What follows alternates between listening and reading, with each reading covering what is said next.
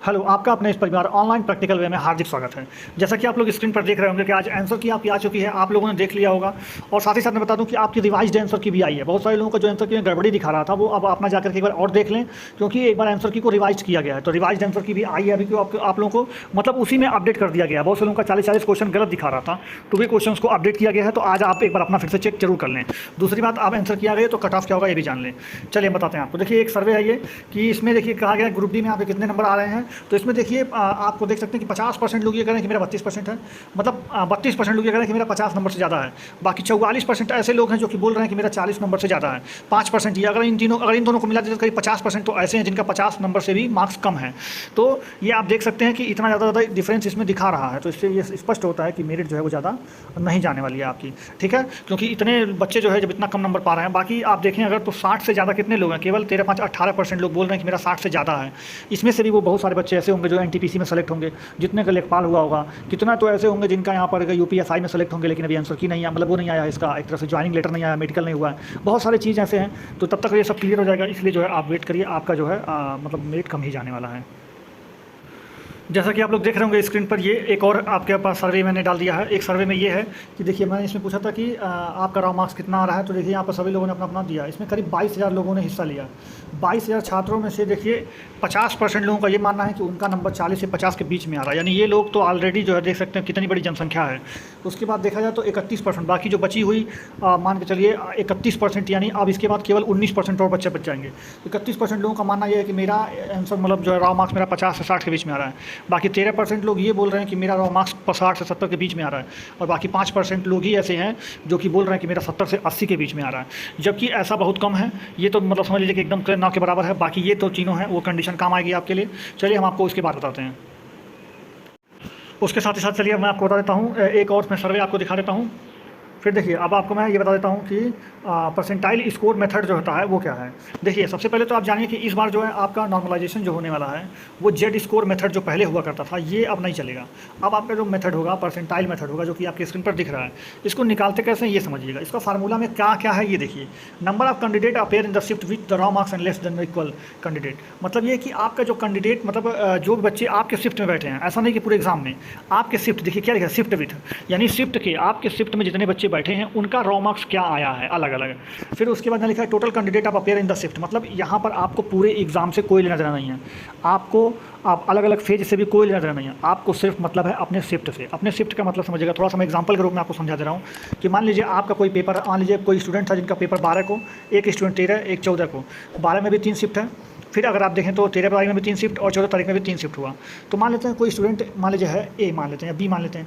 B कोई student है जो कि मान लेते हैं 12 तारीख के फर्स्ट शिफ्ट में उसका पेपर हुआ था, और एक स्टूडेंट सी है जिसका 13 तारीख के लास्ट शिफ्ट में, यानी थर्ड शिफ्ट में उसका पेपर हुआ था।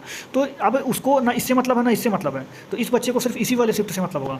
उसी तरह से इस वाले बच्चे को ना इससे मतलब है, ना इससे मतलब है, ना इससे मतलब है, ना इससे मतलब, ना किसी से मतलब नहीं है, सिर्फ इसी शिफ्ट से मतलब है।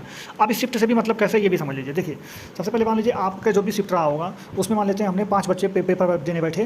तो उसमें से हमारे 1, 2, 3, 4 और 1 5 बच्चे मान लीजिए पेपर देने के लिए बैठे, जिसमें से पहले जो लड़का था उसको 70 नंबर मिला, दूसरा वाले को मान के चलिए इसको 50 नंबर मिला, तीसरे वाले को 65 मिला, चौथे वाले बच्चे को मान लेते हैं 71 नंबर मिला, और पाँचवें वाले बच्चे को मान लेते हैं हम इसमें 80 नंबर पा गया। तो जो इसमें सबसे ज़्यादा क्या नंबर है, सबसे ज़्यादा तो टॉपर जो है कितना 80 नंबर पाने वाला। तो 80 नंबर जिसने पाया है उसको कह देंगे कि इसका नंबर 100 परसेंटाइल है। अब उसके नीचे जो होगा वो 99 परसेंटाइल हो जाएगा। जैसे 80 के नीचे आप यहाँ पर आ जाएगा 70, 71 है जो 99 परसेंटाइल हो जाएगा। फिर 70 वाला हो जाएगा 97%, 98%। फिर उसका यहाँ पर आपका हो जाएगा 65 वाला जो है 97 हो जाएगा, और ये 50 वाला 96 हो जाएगा। इसी तरह से करके करते आपका एक रैंक डिसाइड कर दिया जाएगा, और उसी रैंक के आधार पर आपको जॉब मिलनी होगी। मतलब आपका एक स्कोर डिसाइड कर दिया जाएगा, और वही नॉर्मलाइज स्कोर होगा आपका। तो इसमें जो है क्या दिक्कत, देखिए पहले क्या होता था कि 20 से 30 नंबर तक आपको गैप देखने के लिए मिल जाता था। मतलब एक एक सीट पर अगर देखें तो 20-20, 30-30 एक एक बच्चे का अगर नंबर में देखें तो 20 नंबर, किसी का 30 नंबर, किसी का 40 नंबर, किसी का 5 नंबर, किसी का 1 नंबर, किसी का माइनस में भी, किसी का घट ही जा रहा था। तो ऐसे जो है बहुत ज़्यादा डिफरेंस होता था, इतना नॉर्मलाइजेशन में फ़र्क होता था। इसी फ़र्क को मिटाने के लिए जो है इस मेथड का इस्तेमाल किया है रेलवे ने। अब वो पुराने वाले मेथड को इस्तेमाल नहीं करने वाला। तो ये चीज़ तो मैंने नॉर्मलाइजेशन में भी आपको बता दिया, और सर्वे मैंने आपको दिखाई दिया कि कट ऑफ कितना कम जाने वाला। क्यों? क्योंकि आप देख सकते हैं कि बिलो 50%, यानी अगर 50% से कम का आबादी देखा जाए तो वो ऐसा है जो कि 50 नंबर भी नहीं पा पाया है। 50 नंबर से कम नंबर लाने वाला आबादी ऐसा है जो कि 50% से ज़्यादा का है, अकॉर्डिंग टू जो पोल था मैंने आपको ऊपर दिखाया है उसके। तो ये आप जान सकते हैं कि कितना टफ हो गया है ये चीज़। तो अब इसमें टफ हो गया है नंबर लाना, क्योंकि पेपर का जो लेवल है वो काफ़ी इंक्रीज़ कर दिया गया है। तो काफ़ी जब इंक्रीज़ करेंगे आप पेपर के लेवल को, टाइम उतना ही है, टाइम कम पड़ जा रहा था लोगों को, लेंदी पेपर था, तो पेपर कहाँ ज़्यादा सही हो पाएगा। तो इसीलिए 50 नंबर भी लाना सब लोगों के लिए मुश्किल हो गया। तो इस कंडीशन में देखा जाए तो बहुत कम ही ऐसे बच्चे हैं जिनका स्कोर 55+ है। मैं ये नहीं कर रहा हूँ कि 52-53 नहीं, 52-53 भी लोगों का है, लेकिन बहुत कम ही ऐसे बच्चे हैं जिनका स्कोर 55+ है। यानी जो 55+ जा रहे हैं ना, वो अपने आप को ऐसा मत कभी समझे कि हमारा बहुत कम नंबर आ गया या फिर हम नहीं पास हो पाएंगे। आप अपना उम्मीद रखिए, है ना। अब मैं चलिए आपको कट ऑफ बता देता हूँ। लेकिन अगर आपका 55+ बन रहा है, आप जनरल से हैं तो किसी भी जोन से हैं, कोई मैटर नहीं करता, आप अपना तैयारी जम के करिए पेट वाला। फिर चलिए मैं आपको यहाँ पर दिखाता हूँ। अगर आप मीडियम जोन से बिलोंग करते हैं तो आप इतना नंबर अगर लाते हैं तो आपका काम चल जाएगा। जैसे देखिए मीडियम जोन में आपका कौन कौन सा आता है, ये सिकंदराबाद, कोलकाता, गुवाहाटी, भुवनेश्वर और जबलपुर। अगर इन सारे जोन से आपने फॉर्म भर रखा है तो आपको सिर्फ इतना नंबर लाना है। आप अपने पेट की तैयारी करते रहिए, ठीक है। पेट आपका जनवरी में होना है, आपको मैंने बता ही दिया है। बाकी डिग्री मेडिकल फरवरी में होगा और ज्वाइनिंग आपको मार्च अप्रैल तक मिल जाएगी। बाकी अगर बात करें हाई जोन, जहाँ पे कट ऑफ थोड़ी सी ज़्यादा जाती है, उसमें न्यू दिल्ली, गोरखपुर, हाजीपुर, बिलासपुर, जयपुर और इलाहाबाद, ये सारे जोन रहते हैं जहाँ पर आपके कट ऑफ थोड़े से हाई देखने को मिलेंगे। अब इतने भी हाई नहीं होंगे, तो इसलिए ये जो कट ऑफ आपको यहाँ पर सामने स्क्रीन पर दिख रहा है ये हाई जोन वालों के लिए कट ऑफ है। बाकी अब मैं आप चलिए लो जोन का बता देता हूँ।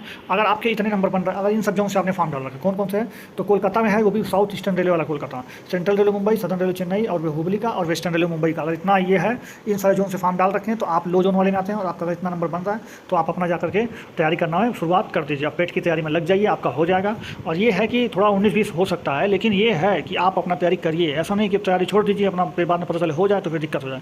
इसलिए आप अपनी तैयारी में लग जाइए। अगर आपका इतना नंबर बन रहा है तो 100% पेट की तैयारी आप करिए, ठीक है। चलिए, अगर वीडियो जरा से भी अच्छा लगा होगा तो इस वीडियो को लाइक जरूर कर दीजिएगा, ठीक। बाकी आप वीडियो यहाँ तक देखें इसके तहे दिल से धन्यवाद आपका, मैं आभारी रहूँगा।